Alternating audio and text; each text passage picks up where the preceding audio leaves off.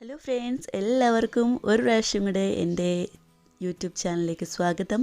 ഇന്ന് ഞാൻ കൊണ്ടുവന്നിരിക്കുന്നത് ഒരു മഹാരാഷ്ട്രൻ ഒരു ലീഫി വെജിറ്റബിൾസാണ്. ഈ ചീര നിങ്ങൾക്ക് കണ്ടിട്ട് മനസ്സിലായോ? ഈ ചീരയുടെ പേരാണ് ചക്വത്ത് എന്ന് പറയും. ഇതിനെ മഹാരാഷ്ട്രയിൽ മറാഠിയിൽ ചക്വത്തി ബാജി എന്ന് പറയും. പക്ഷേ ഇത് മലയാളത്തിൽ ഇതിൻ്റെ പേരെനിക്കറിയില്ല. കേരളത്തിൽ നമുക്കിത് ഉള്ളതാണോ?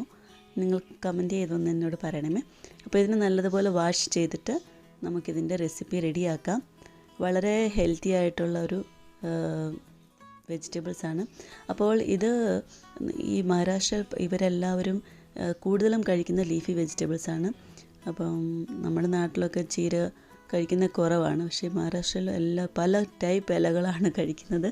അപ്പോൾ ഇതൊരു വെറൈറ്റി ഇലയാണ്. അതുകൊണ്ടാണ് ഞാൻ നിങ്ങളുടെ അടുത്തേക്ക് കൊണ്ടുവന്നത്. അപ്പോൾ ചക്വത്ത് ബാജി എന്ന് പറഞ്ഞ് ഉള്ളൊരു ഇലയാണിത്. അപ്പം നമുക്കിത് റെഡിയാക്കാം. അതിനുവേണ്ടി നമുക്ക് കപ്പലണ്ടി വറുത്തതും വെളുത്തുള്ളി അതുപോലെ പച്ചമുളക് ആവശ്യമാണ്. അപ്പോൾ നമുക്കിതിനെ മൂന്നിനെയും ക്രഷ് ചെയ്ത് ഇവിടെ എടുക്കാം. ഇതാണ് ഇതിൻ്റെ മെയിൻ ഇൻഗ്രീഡിയൻസ്. എന്നിട്ടൊരു കടായിലേക്ക് നമുക്ക് ഓയിൽ ഒഴിക്കാം. ഓയിൽ ചൂടാകുമ്പോൾ ഇതിലേക്ക് നമുക്ക് ചെറിയ ജീരകം ആഡ് ചെയ്യാം. ഒരു പിഞ്ച് ആഡ് ചെയ്താൽ മതി. ഒരു ചെറിയ സ്പൂണ്, ഹാഫ് സ്പൂൺ. പിന്നെ വെളുത്തുള്ളി 2-3 ചതച്ചിടുക.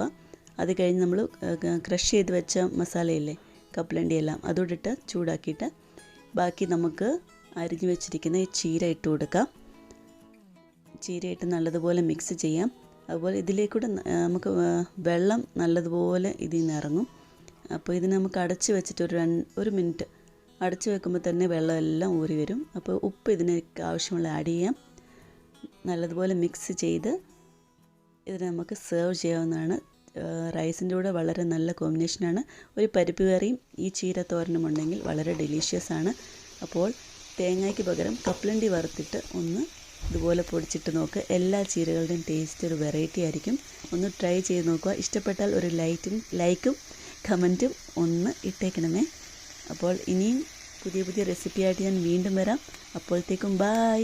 Thank you. God bless you all.